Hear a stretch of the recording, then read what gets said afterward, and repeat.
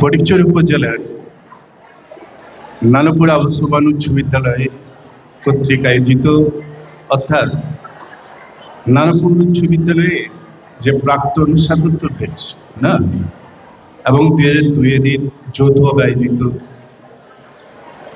এই বিদ্যালয় থেকে বিভিন্ন সময় অর্থাৎ সর্বপ্রথম আমি 2020-এ 17 মার্চ এরপর আমার সতীর্থ বন্ধুবর্গ জনাব ইয়াকুব মিয়া এবং জনাব আব্দুল রহিম চৌধুরী এবং সর্বোপরি অবসরগুলো বিদায় নিয়েছেন। তো এই উপলক্ষে এই বিদ্যালয়ে সে প্রাক্তন শিক্ষার্থীরা এবং বর্তমানে যারা আছে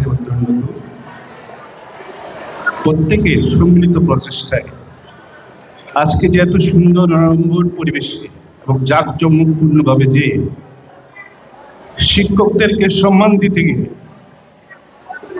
একটা বিদায় অনুষ্ঠানের আয়োজন করেছে, আমি সর্বপ্রথম তাদেরকে আমার ব্যক্তিগত পক্ষ থেকে আমি তাদেরকে প্রীতি শুভেচ্ছা এবং অভিনন্দন জ্ঞাপন করছি।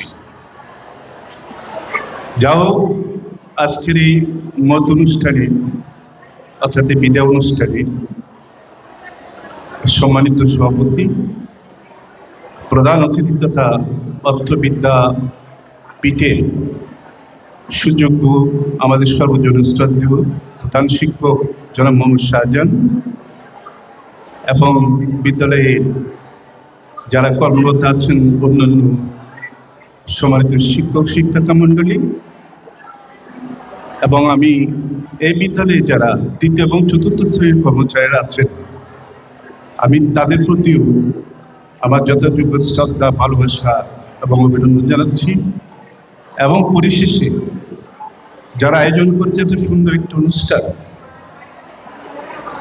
তাদের প্রতি এবং বর্তমান অধ্যয়নরত বিদ্যালয়ে কুমারমতি শিক্ষার্থী প্রত্যেকের প্রতি আমার স্নেহ শুভেচ্ছা প্রদান করছি। তবে আমি এতটুকু যে এত বিশাল পরিসরে যে বিদায় অনুষ্ঠান আয়োজন হবে এটা আসলে আমার কিন্তু কখনো ছিল না। আমি এই বিদ্যালয়ে আসার আরো 3টা স্কুলে আমি শিক্ষকতা করেছিলাম। আমি কথাটা এই জন্য বলছি, আমি সর্বপ্রথম আটাজারি উপজেলার পেশকারী উচ্চ বিদ্যালয়ে ছিলাম, এরপরে জানপুর আমজাদ আব্দুল আদিন ইনস্টিটিউশনে ছিলাম, এরপর আমার আশা হয় বক্তব্য দায়রাবাড়ি স্কুলে। আমার একটা স্বপ্ন ছিল যে নানুপুর আবুল সুবহান উচ্চ বিদ্যালয়ের মধ্যে একটু ঐতিহ্যবাহী স্কুলে আমি কোনো না কোনো সময় শিক্ষকতা করব। এটা হয়তো এই সৃষ্টিকর্তা আমার স্বপ্নকে বাস্তবায়ন করেছে। তো যাও আমার দীর্ঘ সময় ধরে এই বিদ্যালয়ে আমার অনেক স্মৃতি মানুষ ফুটে ফুটে বেশি ওঠে। তো আমি বিশেষ কিছু আমার বলার থাকলেও কিন্তু বলতে পারছি না, যেহেতু এটা বিদায় অনুষ্ঠান। আমি এত ইমোশনাল হয়ে গেলাম যে সবাইকে দেখে অর্থাৎ আমি অত্যন্ত আবেগ আপ্লুত হয়ে গেছি। তো যা হোক, সবাইকে এই স্কুলটা একটা ঐতিহ্যবাহী স্কুল, এটা কোনো সন্দেহ নেই। এই স্কুলের সাথে আমি জানি চট্টগ্রাম কলেজের স্কুলের সাথে মুসলিম হাই স্কুলের সাথে এটা তুলনা করা হতো এবং সর্বোপরি ফটিকছড়ি ফাউন্ডেশন এবং নানুপুর আবুল সুবহান উচ্চ বিদ্যালয়ে প্রায় প্রতি বছর রেজাল্টের দিক দিয়ে এবং শিক্ষা ও সংস্কৃতি উভয় ক্ষেত্রে প্রায় পাশাপাশি অবস্থান করত। হয়তো প্রথম এবং দ্বিতীয় এই স্কুলের শিক্ষার্থীদেরকে নিয়ে আমি সে সময়ে চট্টগ্রাম আউটার স্টেডিয়ামে অনুষ্ঠিত বিজয় মেলায় দুবার অ্যাটেন্ড করেছি এবং অত্যন্ত কৃতিত্ব এবং সাফল্যের সাথে আমরা এই স্কুলের ঐতিহ্য বহন করেছি। পরিচয়টা কিন্তু এই প্রথম নানপুর আবু সুবহান উচ্চ বিদ্যালয়ের কৃতিত্বের অধিকারী, এবং বিভিন্ন সময় এই স্কুলের একাডেমিক পর্যায়গুলি এবং তোমার অ্যাডমিনিস্ট্রেশন যেটা আমরা বলি, এত সুশাসন ছিল এখানে। কোনো শিক্ষার্থী লেখাপড়া এবং সংস্কৃতির চর্চা, শিল্প চর্চা ছাড়া অন্য কোনো কাজে তেমন লিপ্ত থাকতে হতো না এবং পারত না। এত কঠোর একটা শাসন ব্যবস্থা ছিল এবং এখনো আছে।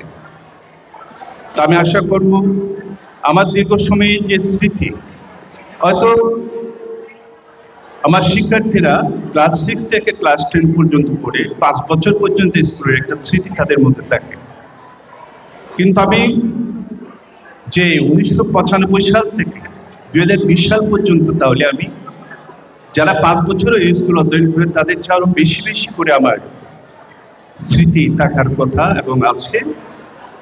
আমি অতটুকু কথা যদি আমি এই ক্ষুদ্র প্রয়াসে যদি বলতে যাই তাহলে অনেক সময় লাগবে, আমি সেই সময় জ্ঞাপন করবো না।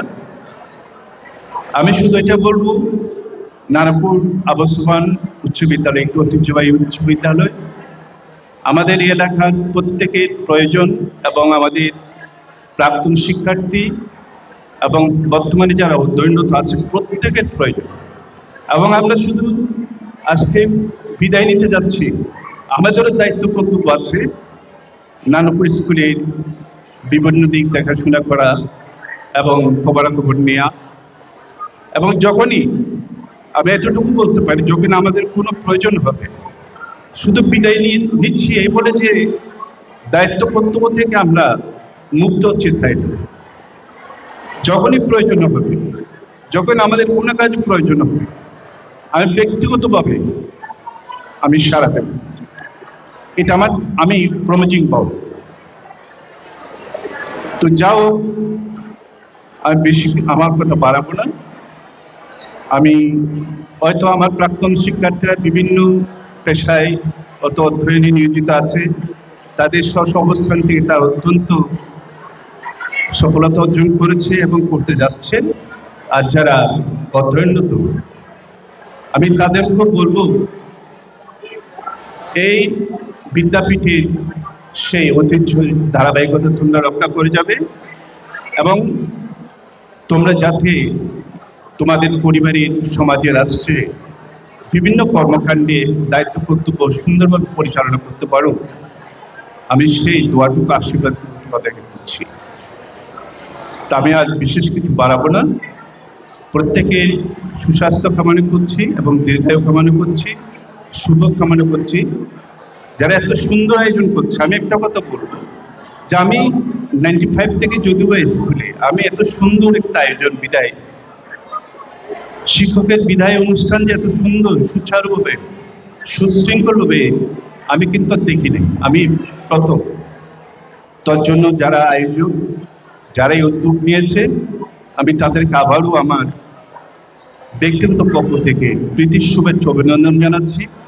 এবং তোমাদের এই আয়োজন, তোমাদের এই প্রয়াস, তোমাদের উত্তরসূরি এখানে যারা বসে আছে, শুনছে, তোমাদের কথা শুনছে, আমাদের কথা শুনছে, আমি তাদেরকে বলবো তোমাদেরকে অনুসরণ করো এবং এই স্কুল থেকে আরো অনেক শিক্ষক বিদায় নেবে, যাতে করে তাদের বিদায় অনুষ্ঠানটা তোমাদের এই অনুষ্ঠানের চেয়েও তোমাদের বিভিন্ন পরামর্শের মাধ্যমে, তোমাদের সাথে যোগাযোগের মাধ্যমে আরো উত্তরোত্তর যাতে আরো সুন্দর হয়, আরো জাঁকজমক হয়, এই আশাবাদ ব্যক্ত করছি।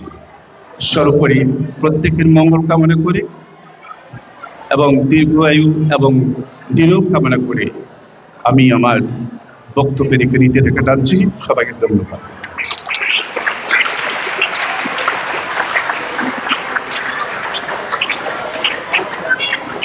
ধন্যবাদ।